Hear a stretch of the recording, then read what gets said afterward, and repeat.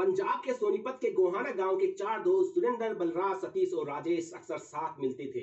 चारों की दोस्ती काफी पक्की थी, लेकिन आज वो किसी और ही मकसद से एक चाय की दुकान पर मिले थे। राजेश ने अपने तीनों दोस्तों को इस चाय की दुकान पर बुलाया और बताया अपना एक मकसद। मेरे पास एक प्लान है अमीर बनने का, क्या तुम तीनों मेरे साथ आओगे? हम चारों जल्द ही करोड़पति बन जाएंगे। राजेश ने अपने तीनों दोस्तों के सामने करोड़पति बनने का आसान रास्ता बताया और तीनों उसे सुन रहे थे। राजेश एक प्रॉपर्टी डीलर था, सुरेंद्र पैथोलॉजी लैब चलाता था, जबकि सतीश और बलराज खेती किया करते थे। ये चारों दोस्त जल्द से जल्द पैसा कमाकर अमीर बनना चाहते थे और फिर इन्हें राजेश का आइडिया पसंद आ गया। इन चारों दोस्तों ने तय किया बैंक को लूटने का। ये चारों बैंक का सारा पैसा लूट कर कहीं फरार हो जाना चाहते थे, ताकि रोज रोज की मेहनत से बचा जा सके। राजेश के पास एक तरकीब थी और अब दोस्तों की रजामंदी के बाद उसने उस आइडिया पर काम करना भी शुरू कर दिया। राजेश के निशाने पर था सोनीपत के गोहाना का पंजाब नेशनल बैंक, जो इनके घर से मुश्किल से 5 किलोमीटर की दूरी पर था। यह बैंक एक रेजिडेंशियल कॉलोनी में था। सरकारी बैंक होने की वजह से यहाँ बड़ी संख्या में ग्राहकों के खाते और लॉकर भी थे। राजेश ने इस बैंक को लेकर पूरी तैयारी कर ली थी। बैंक में कितना कैश होना चाहिए, बैंक में कितने लॉकर है और लॉकर के अंदर कितना सामान हो सकता है, ये सब राजेश ने रेकी करके पूरी कर ली। सरकारी बैंक में लूट का आइडिया बेहद खतरनाक था, लेकिन एक फिल्म को देखकर राजेश और उसके दोस्तों ने इसे बेहद सादित तरीके से पूरा करने का प्लान बनाया। बैंक के ठीक सामने एक वीरान घर था। ये वो घर था जहां आधी रात को ये चार दोस्त रोज मिला करते थे। खिड़की को तोड़कर इन्होंने इस घर में दाखिल होने का रास्ता बना लिया था। इस घर के अंदर इन्होंने खुदाई का कुछ सामान रखा। जैसे ही रात का 1 बजता, ये चारों दोस्त यहाँ आकर खुदाई शुरू कर देते।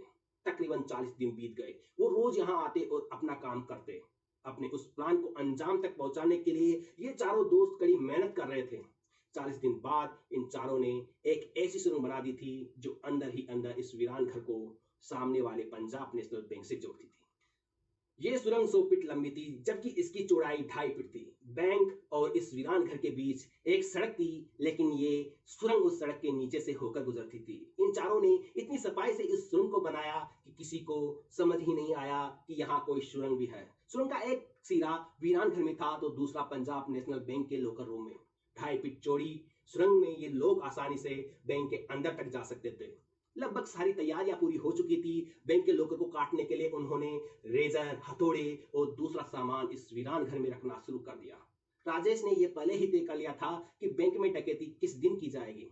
इन लोगों ने शनिवार का दिन चुना था। वजह थी, शनिवार को इस बैंक के लॉकर ग्राहक सिर्फ 1 बजे तक ही खोल सकते हैं और उसके अगले दिन यानी रविवार को बैंक बंद रहता है। यानी रविवार की शाम और रविवार का पूरा दिन और रात इन चार साथी चोरों के पास था।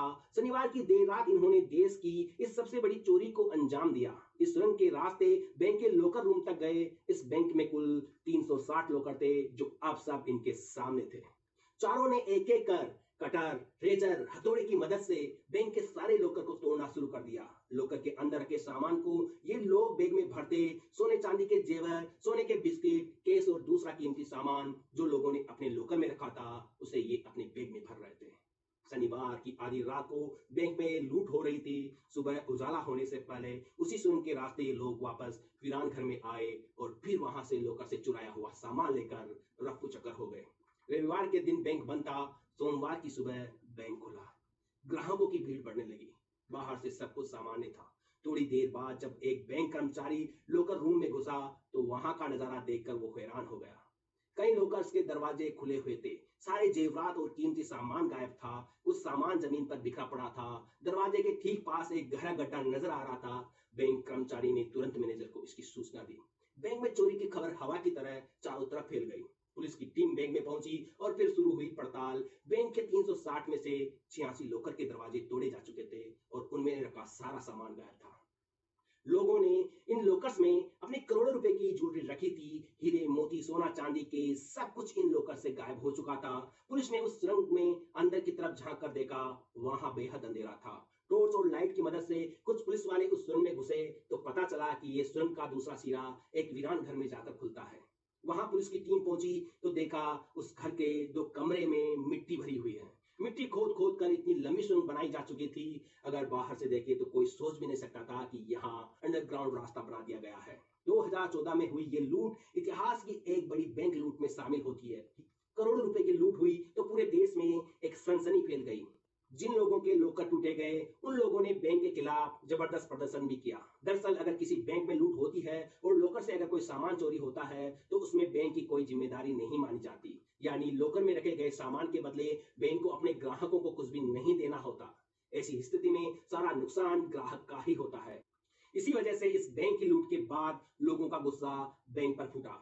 पुलिस की कई टीम लुटेरों को पकड़ने में लगाई गई। जांच के लिए एक एसआईटी गठित भी की गई, जिसे गुड़गांव के joint commissioner crime Vivek Sharma lead कर रहे थे। इससे पहले उस मकान मालिक का पता लगाया गया जिसके मकान से सुरंग बनाई गई थी। इस शख्स का नाम था महिपाल। महिपाल से जब पुलिस ने पूछताछ की तो उसने कोई भी जानकारी होने से साफ इनकार कर दिया, लेकिन पुलिस को यकीन था कि महिपाल का इस लूट से जरूर कोई ना कोई वास्ता है। पुलिस ने महिपाल के फोन के रिकॉर्ड चेक किए, जिसमें सामने आई कुछ संदिग्ध चीजें।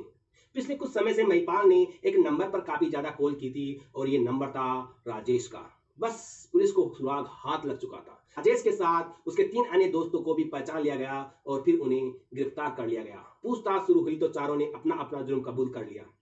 राजेश ने बताया कि महिपाल के कहने पर ही उन लोगों ने इस प्लान पर काम किया। इस पूरी साजिश के पीछे महिपाल का हाथ था। उसने ही राजेश को जल्द से जल्द अमीर बनने का प्लान बताया, जो बाद में राजेश ने अपने दोस्तों को बताया और फिर ये लोग बैंक लूटने के लिए तैयार हुए। इन पांचों ने बैंक से लूटा हुआ पैसा बैंक से करीब 5 किलोमीटर दूर गोहाना गांव की एक ईंट की भट्टी में गड्ढा खोदकर छुपा दिया। इन चारों की गिरफ्तारी हुई तो महिपाल फरार हो गया, लेकिन कुछ दिन बाद महिपाल की लाश एक कार में मिली। बताया गया कि महिपाल ने सुसाइड कर लिया। ये भयानक रोबरी का केस सोल्व होने के बाद रोहतक रेंज के आईजी ने लूट की सारी जानकारी पत्रकारों को दी। ग्राहकों को उनका कीमती सामान वापस किया गया। 2014 में हुई पंजाब नेशनल बैंक की इस डकैती को देश की सबसे बड़ी डकैती में से एक माना जाता है। बेहद फिल्मी अंदाज में इस डकैती को अंजाम दिया गया था। इस मामले में बैंक के कुछ कर्मचारियों से भी पूछताछ की गई और उन्हें हिरासत में भी लिया गया। तो दोस्तों, ये थी आज की हमारी क्राइम की कहानी। आशा करता हूं आपको पसंद आई होगी। दोस्तों, ऐसे अन्य क्राइम की कहानियों को सुनने के लिए हमारे इस YouTube चैनल को सब्सक्राइब करें। मिलते हैं दूसरे अन्य वीडियो में, तब तक के लिए इजाजत दीजिए। नमस्कार।